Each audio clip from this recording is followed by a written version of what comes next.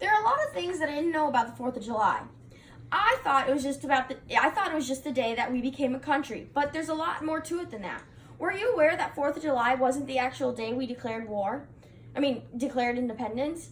I wasn't. It also wasn't the day we started the American Revolution, nor was it the day the Declaration of Independence was written, and it wasn't the day we delivered the Declaration of Independence to Britain, or the date it was signed. So what was it? Why do we celebrate our independence on the 4th of July? We celebrate on the 4th of July because that was the day the Continental Congress formally adopted the Declaration of Independence. And the 4th of July was the date it was marked. Independence Day could just as easily be celebrated in August too, because that was when the Declaration of Independence was actually signed. John Adams actually believed that Independence Day should be on July 2nd, because that was the day the vote actually took place. He went as far as protesting the date by turning down any invitations to celebrate the day. He even wrote a letter to his wife saying that July 2nd will be celebrated by succeeding generations as the great anniversary festival, and that the celebration should include pomp and parade, games, sports, guns, bells, bonfires, and illuminations from one end of the continent to the other. This was the same day that the Continental Congress voted in agreement to Richard Henry Lee's motion calling for the colony's independence. The first public reading of the Declaration of Independence was on July 8, 1776.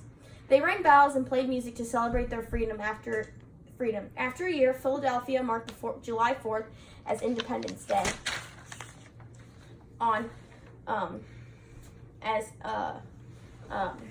Independence Day by adjourning Congress, and they celebrated with bonfires, bells, and fireworks. They rung the Liberty Bell 13 times for the 13 colonies, thus starting the tradition of hitting the bell 13 times every 4th of July.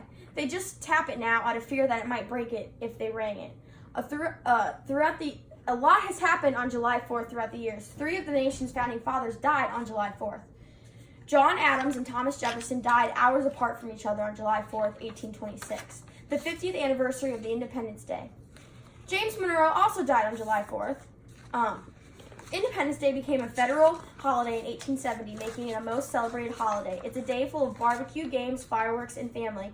America spends a lot of money on this holiday. We ignite about 200 million pounds of fireworks, $233.6 million worth.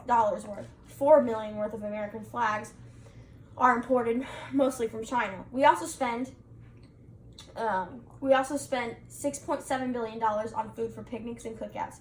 Independence Day has come a long way since 1776. Our country has a lot of symbols. These symbols are mostly bought for Independence Day.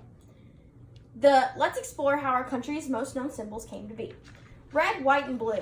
Our nation's glorious colors, the stripes and stars on our flags. But why did our nation choose these colors? These colors actually didn't mean anything when the flag was first adopted in 1777.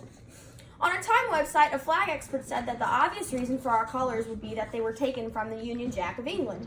There's many opinions on this though. Some say that the red is for the patriots' spilled blood, and some say it's courage and sacrifice. White means purity and innocence, and blue is for justice. Even though we're not sure what the colors of our country mean exactly, they still do their job to evoke patriotism and love for our country.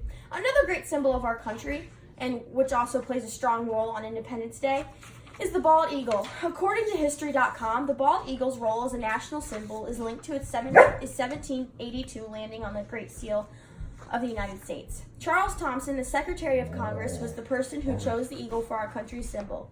He chose the eagle because since the ancient times it has been a sign of strength. Another symbol for our country is the American flag.